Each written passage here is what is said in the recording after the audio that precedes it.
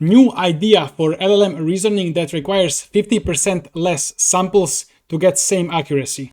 First, I will explain quickly, and for those who don't understand, I will spend the rest of the video explaining it step by step. So, let's say you give a question to the LLM, like to calculate this result, and we will sample it multiple times. So we will ask this question multiple times, so 4 times in this case. So first time it says its result is 13, which is correct, by the way, but it doesn't know what the correct result is. Then it says result is 16, 13, 16.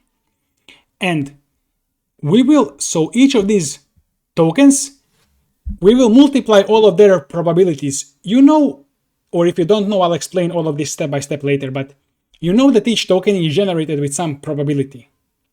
And so if we multiply each of the probabilities of every token, we get the final probability of this whole sequence, which is also like a confidence of the large language model to generate this sequence.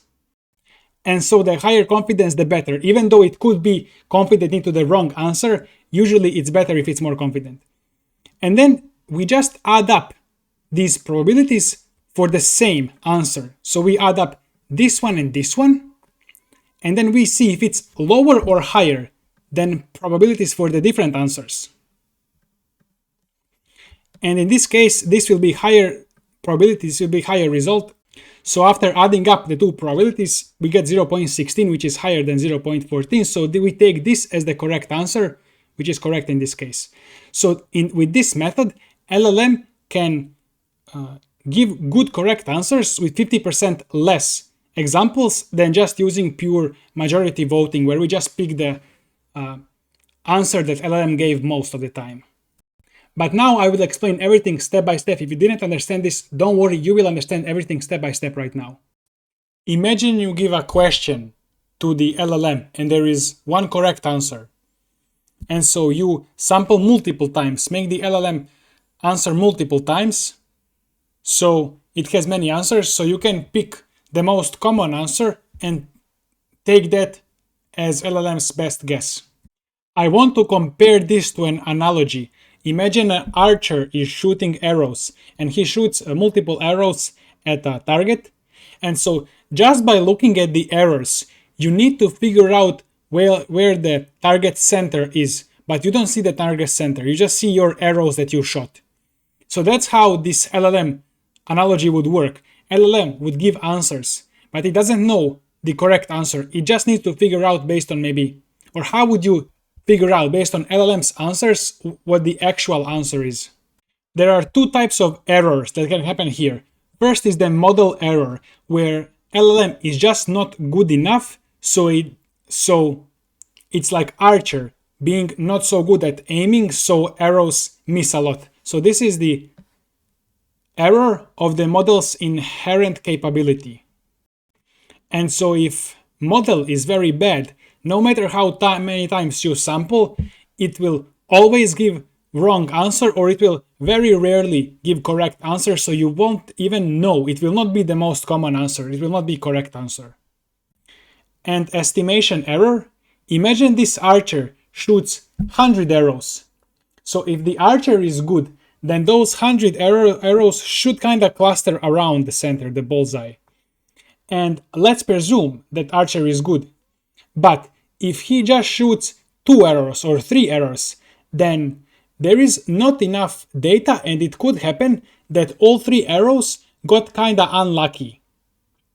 So this is estimation error. So how many arrows do you need to shoot? Or as you shoot more arrows, how quickly does your estimation become better? So in this estimation error, you can fix this error by just shooting more arrows, by sampling more answers from the LLM. And the core question is how many more arrows or answers you need. And the previous model error is because of the bad model. So more sampling doesn't improve the model. So more sampling doesn't help solve this model error, doesn't make the model better. It just helps solve this estimation error. First, this paper looks at self-consistency or majority vote, where you just do a lot of samples, a lot of guesses, and then see where they cluster or which one is most common. So majority vote, which one is most common guess, and then take that as your correct, as your final answer. So this method is good. It's good for getting the correct answer, but it's expensive. You need to generate a lot of examples. The second method, you know that when we generate answer sequence of tokens with LLM, each of those tokens has some probability. So it was picked, it has some probability to be picked. Now, if all of those tokens have high probability or decently high probability compared to, let's say, other tokens, or compared to the probability that we think is good, it says that model is confident in that answer. So we can use this as a shortcut. We don't need to generate so many answers and then pick most common one. We can actually just generate a few until we get this high confidence answer, which says that model is very confident that this is the correct answer because it assigned high probabilities to the tokens, or it assigned higher probabilities to these tokens of that answer than other answers. So we know that model is confident about this answer. So this requires less computation. You need less examples. However, model can be confident into wrong answer. So that's the problem here. This paper asks how can we get best of both worlds. We get accuracy from the first method and cheapness and efficiency from the second method. So it's fast, so we quickly and cheaply get high accuracy. The idea is to again do majority voting, but in an improved way. Not every vote will be equal. Every vote will get multiplied with the confidence or probability of that vote. So how confident was the model in that answer? Let's see this on an example. So we ask this, what is 2 times 5 plus 3? We know the correct answer is 13, but LLM doesn't know that. So we sample LLM multiple times. So we ask this 4 times, we get 4 different answers. So we get 13, 16, 13, 16.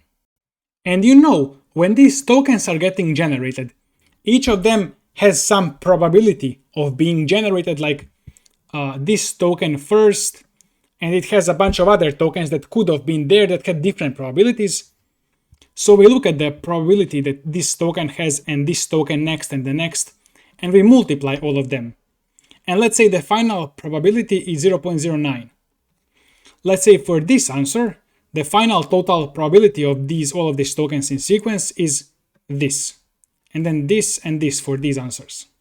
And you see that if we just use probabilities to determine, then we will get a wrong answer. The probability here is very dependent on these other previous tokens. It's not even so dependent on the answer, but it's dependent on the reasoning path.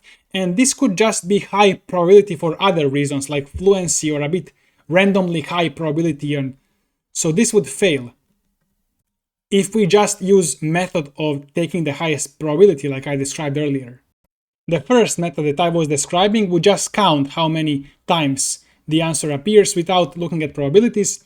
In this case, it would be uncertain. Maybe we would need to ask it more to find a winner because both appear 2 times.